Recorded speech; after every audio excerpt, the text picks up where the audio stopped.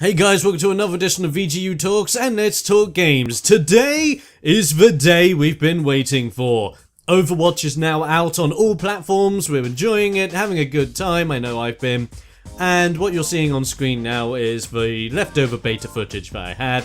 Don't worry, I will be doing more videos on Overwatch as time comes on. But because today is the launch of Overwatch, I do have something to bring up, and it is involving Bastion, and whether Bastion is overpowered.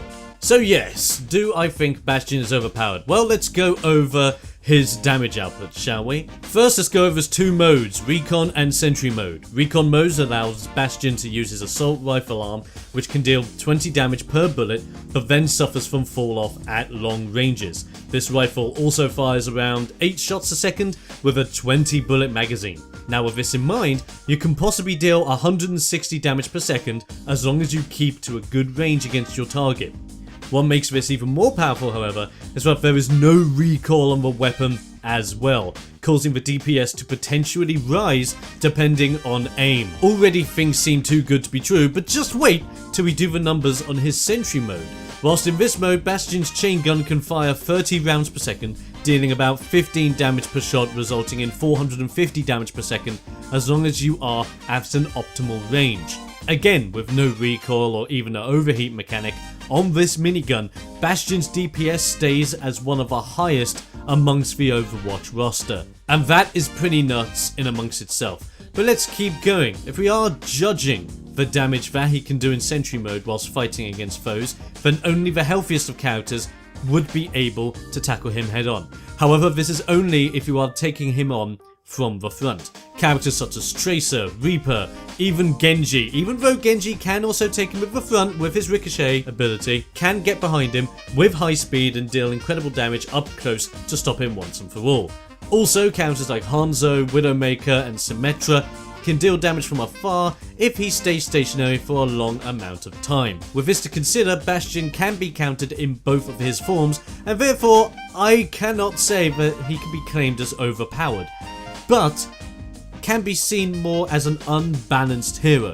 After looking at his other mechanics, I still believe this robotic warrior still needs to be looked into. Let's get a little bit deeper. I mainly say that Bastion is unbalanced, simply due to his substantial weapon cooldowns and recoil on both his different forms. As stated earlier, due to the weapons having no recoil, Bastion is able to keep his DPS on the highest spectrum at all times. The only thing players will have to worry about is keeping a steady aim, which, if you're staying within range, should be easy to do.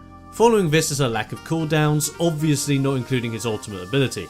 He can actively go into his self-repair while standing still or in Sentry mode, but there is no penalty apart from a 1 second cooldown if a repair is interrupted, which is way too low.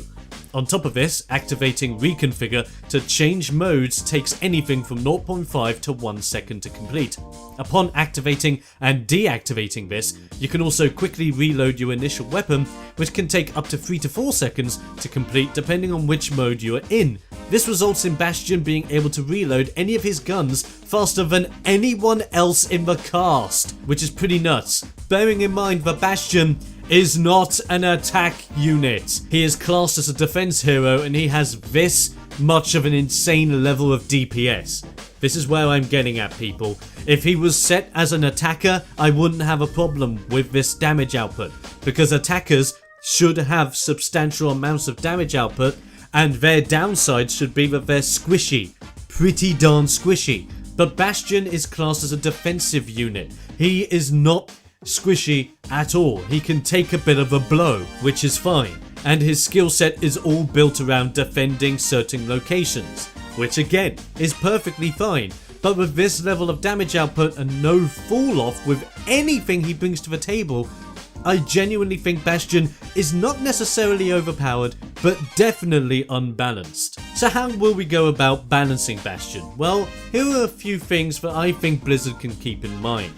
First off, add a cooldown timer on Reconfigure that will cause players to have to commit to their mode for a limited time before switching back out. This in turn makes his modes more situational and requires more skill to efficiently use. His submachine gun should have more recoil or accuracy, as his damage fall off at range is balanced quite well. As for the minigun, it would be best to have it overheat if it was continuing fire after a certain amount of time, resulting in Bastion not just holding down the trigger and melting an entire team. As for the self-repair, it is okay as it is when it comes to the amount of health recovered, but the penalty for it being interrupted needs to be improved. I would increase this penalty from 1 second to about 4 to 5 seconds, and my reasoning for this is so that players have to time the healing right, instead of abusing it to stay at full all the time. Kinda like how you have to do it with Roadhog and his inhaler ability. You want to use it when you need it. You don't want to abuse it so that you're still in there